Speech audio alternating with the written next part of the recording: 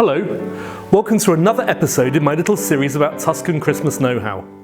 When you see this tree in the final episode, it'll be finished. It's only just started.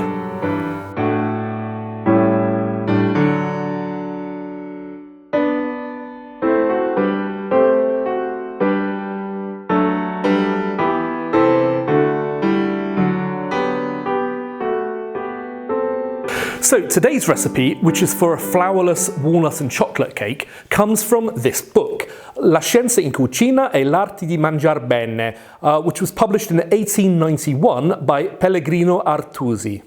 Artusi was born in Forlimpopoli, which is not too far from here, in Romagna, but he spent most of his adult life in Florence.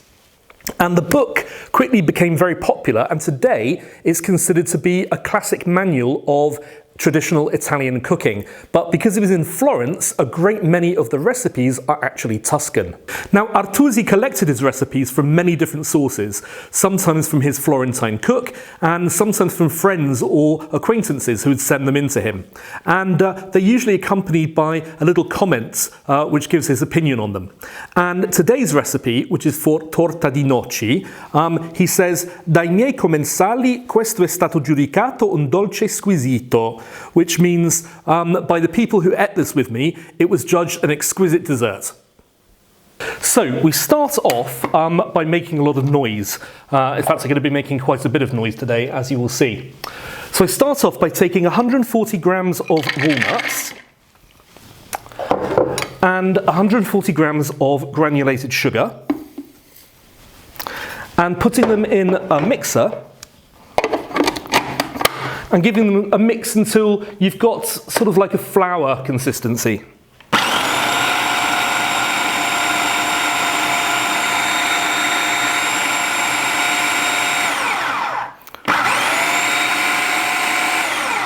Okay, that's good. So it's only a couple of seconds, and the consistency becomes, as I say, a bit like flour. You can sort of crumble it. Okay, so the end of the mixer. So then you put this into a bowl.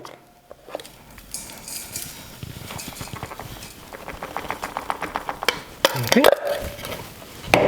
And then to that you add 140 grams of cocoa powder or chocolate powder. And then stir that together quite gently because the chocolate powder will go everywhere. The next thing you need to add is a sachet of vanilla sugar. And again, stir that in.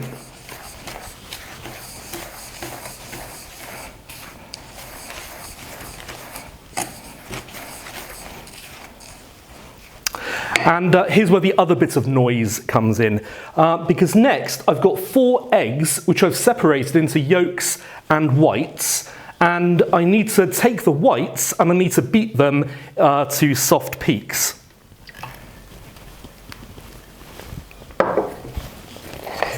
So here we go. I'm going to beat them by hand because I quite enjoy that, but of course you could use a stand mixer to do this if you wanted to.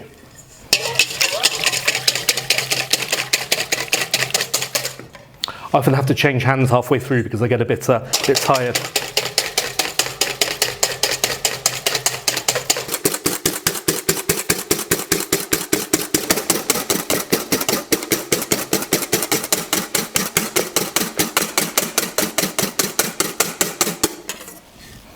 Okay, as you can see, what we're looking for is what we call the bec d'oiseau, or what the French call the bec d'oiseau, which is the bird's beak, which is when you lift the thing out like this, you've got this thing here, this bird's beak, and that shows that the eggs are properly beaten.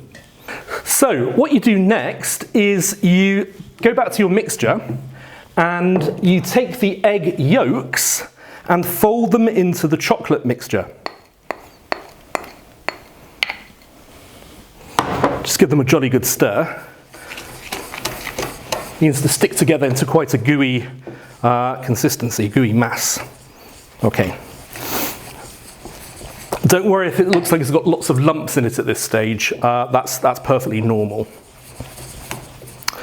And then what you want to do is take that mixture and fold that very gently into the egg whites.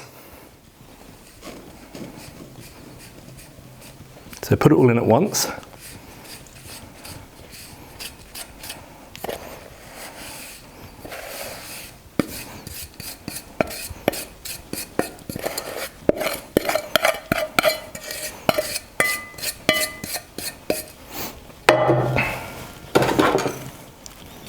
Okay, you can use your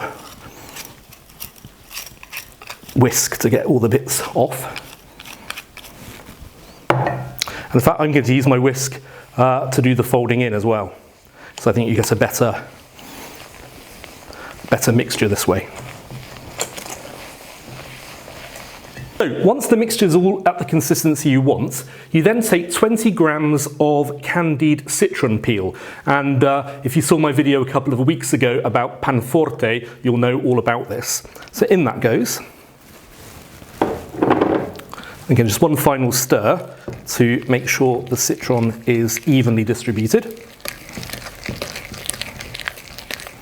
Okay. And then we take a buttered cake tin. This one's about 24 centimetres, and you need to make sure it's buttered quite well, otherwise the cake won't come out afterwards. And all you do is pour the mixture into the tin. This really looks and smells like chocolate fudge. Go around singing every last bit. It's quite sticky, so you have to work hard to get everything out.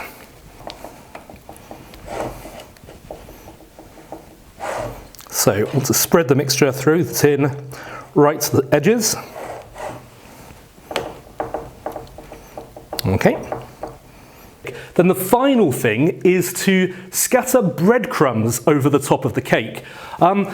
This gives it a really lovely crispy coating. However, you don't have to do this, and if you don't do this, then the cake will of course be gluten-free. So it's great for those people with allergies. But I'm going to put the breadcrumbs on because I'm being true to the original recipe.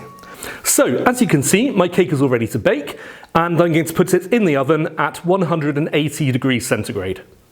So you bake the cake for about 25 minutes or until a knife comes out clean, and then it will look like this. When you slice into the cake, you'll notice it's quite moist in the centre, and it's a bit like a chocolate fudge cake. But you can also see, when you look closely, that you've got all the little yummy bits of walnuts still there in the cake. So I expect you'd quite like to watch me eat this now, but before I do, I'm just going to remind you that I'll be back shortly with another Tuscan Christmas recipe. And also, please remember, if you like this video, to click the like button below and the subscribe button on the other side. So, here we go.